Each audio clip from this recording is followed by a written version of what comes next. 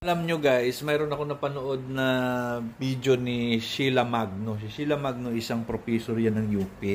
Yung tungkol doon naman yung ano niya, yung kanyang komento sa proposed bill ni Robin Padilla na tawag dito, a mandatory drug test.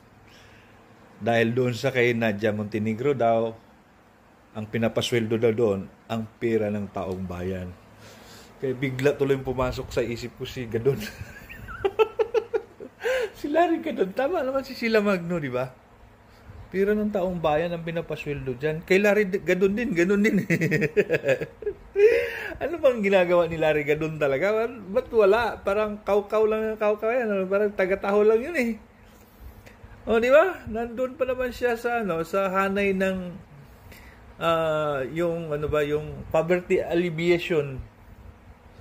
Bagong departamento yun, ginawa yun para sa kanya. Pero wala tayong nabalitaan ano na nangyayari sa departamento na yan.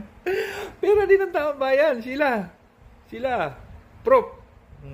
Banggitin mo nga din sa Agree ako dun sa sinasabi mo ha, agree ako. Doc Sheila Magno, agree ako dun sa sinasabi mo ha. Pero naalala ko bigla si Larry Gadon dahil doon sa sinasabi mo. Pira ng taong bayan. Nasaan kaya si Larry Gadon?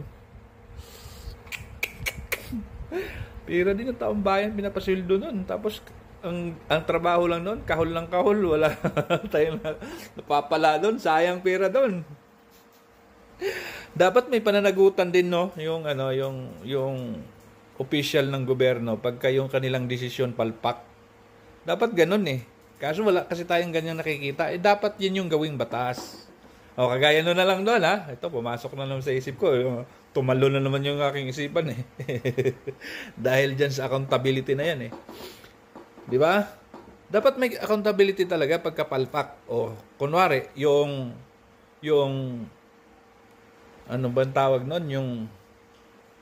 Yung flyover dyan sa EDSA, sa Kamuning.